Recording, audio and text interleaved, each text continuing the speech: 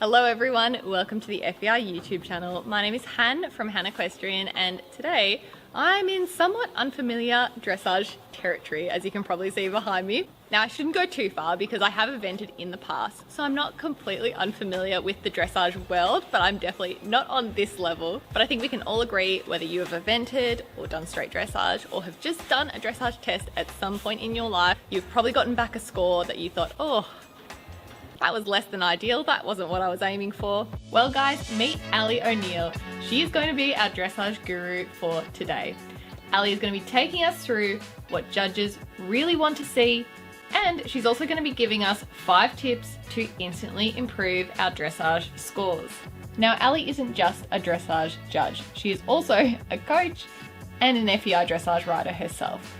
She is the triple threat, so I know we are going to get some good tips today. You have 5 tips for us today that are going to instantly improve our dressage scores, and I believe these are applicable to all levels of riders. Yes, from the basic levels and introductory levels all the way through to Grand Prix. Tip number 1 is know your arena. And I know that might seem simple because we all know where the letters are. Well, we think we do. Do we? Until. Exactly, until.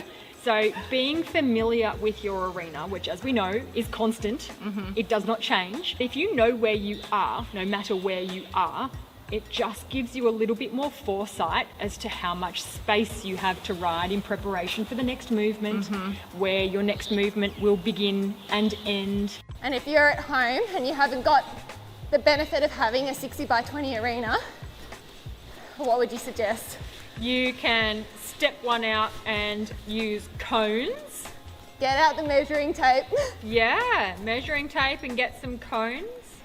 And familiarise yourself with your own working space. You can get some poles out as well, just to make yourself a corner. So if you have like 4 corners, and then you can use some witches' hats or ice cream lids Yep. on buckets.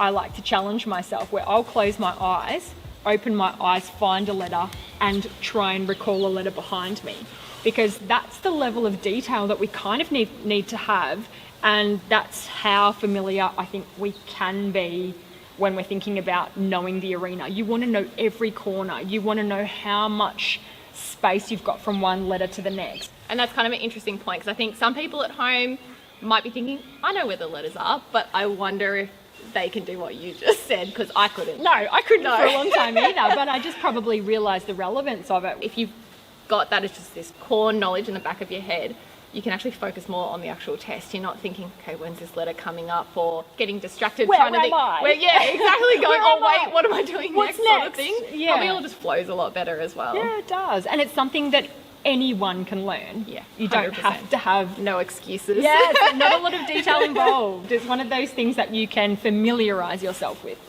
Tip number 2 is know your test, so that you know when your transitions are coming up, you know a little bit more about your own particular horse and how much preparation they need, how much refinement they need to the aids that you can use to prepare in your warm-up, as an example.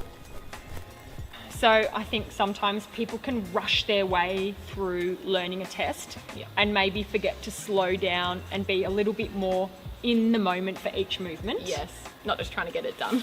And that's going to help you prepare with your current movement for the next movement. It's going to help you have, again, that little bit more forward thinking with your riding, so that you know your test really well and it flows from one to the next. So tip number 3 is prepare for each movement in advance.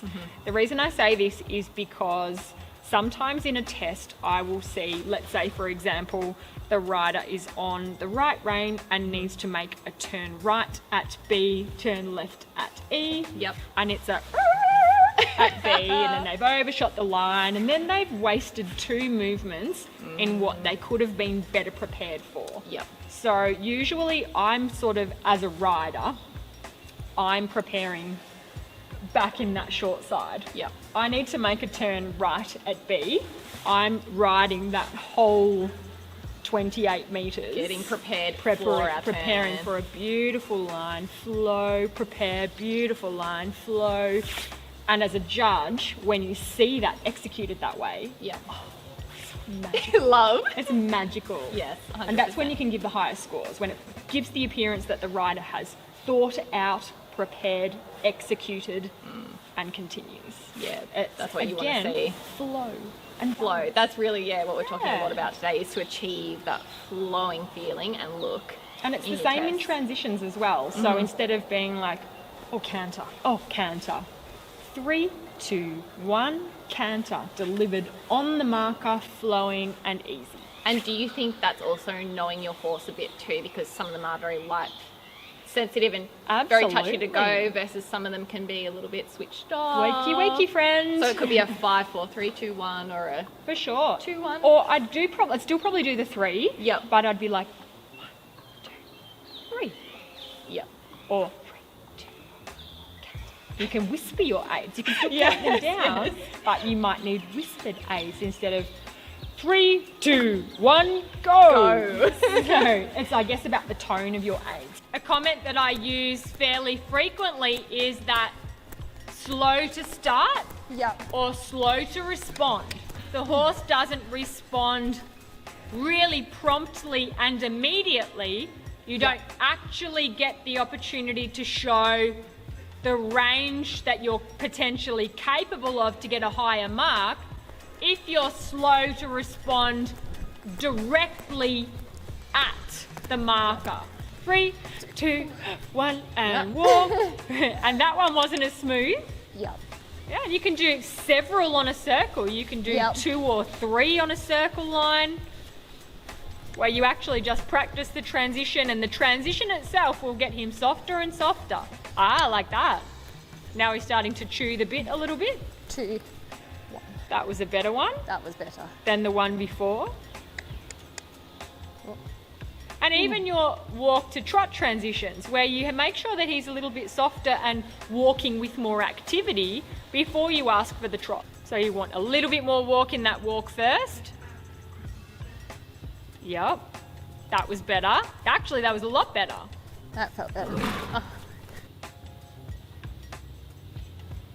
I get what you mean. It's almost like a rolling build up. Like Yeah. 4, just slowly, we're just building up, rather than me just being like, and go. They need to be anticipating the forward aid Yeah, and ready for you. yeah. And ready and willing to respond. So tip number 4 is to keep the rhythm. And I'm going to add to this in saying, and the momentum. Right.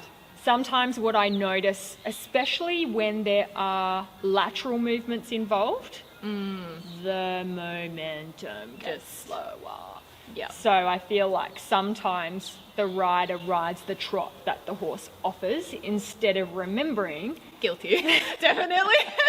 My advice would be to keep the rhythm, dictate the rhythm, and keep the momentum. That's going to help with your transitions both upwards and downwards, but For it's sure. also going to help with the execution of movements as well. I would say I'm very guilty of that, and sometimes I'm a bit nervous, and he just offers me this nice, quiet, not so energetic trot, and I'm like, oh, well, that's nice. We'll just leave it that way, won't we? Yes. But it's not necessarily going to get us a good score in the dressage test, is it? And I think that's actually a real challenge sometimes. Yeah. Is being a little bit nervous to use the accelerator That's me. for fear On of... the X-race horse? Yeah, or that for fear of breaking in the rhythm, which, as we know, is a low score. Yes. But trust me, it's going to happen anyway. Number 5 is to check in with your posture. So body language is a key indicator, I feel, of confidence, where we can all very easily forget to exist. Oh, yeah. Forget to exist.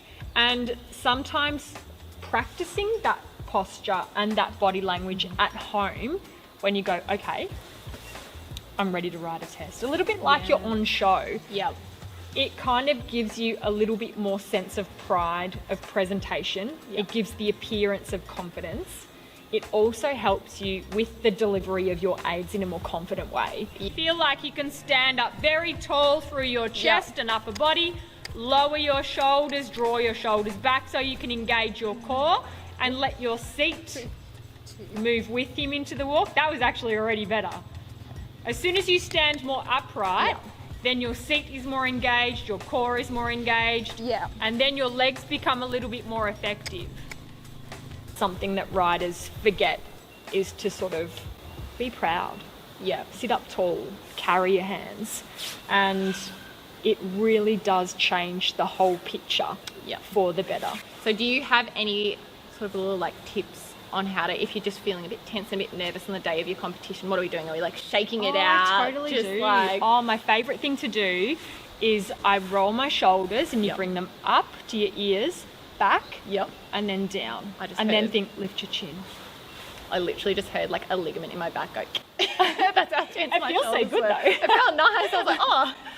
Just roll your shoulders, lift them up, bring them back, drop them down. If you do the deep belly breathing, that's a really good one as well, where you can kind of breathe through your nose. So, it feels so nice. I was going to say, I'm feeling better already. I'm getting very relaxed now. I love a deep belly breathe. Just that ride alone, I've got so many tips from you that I'm now going to take away and use, especially I think the posture and the relaxing. That's definitely like a me problem, I would say. At comps, I just get very tense and tight. So that was really, really good. We'll be doing deep breaths and lots of shoulder rolling. Another useful tip is to go to some protocol days if you can. There are some great protocol days that are being run where there are higher level judges that can actually break down the test with you. You can ride your test and they can give you verbal feedback and explain a little bit more about what it means. An opportunity to get a bit more in depth with it. Totally. Perfect. There's never going to be a perfect test. No. There's no such thing. 10 is excellent, not perfect. Exactly. And so there's definitely room to be able to improve whatever it is that we're doing. And it's good to remind yourself of the good things that you did, not just focus on the things that didn't happen and didn't go to plan. I think we're all a bit guilty of that, to be honest. It's a hard habit to shake. It is. I want to say thank you so much for today. Oh, it's my pleasure. I love just how passionate you are with the horses and around coaching and judging, and I feel like I said, I've definitely taken away some really good tips today. So I'm so glad. It was so much fun working with you today. And Spidey. And Spider, he says, I am tired. I'm ready to go back to the bike now. Thank you. Well, thank you so much, Ally. It's a pleasure.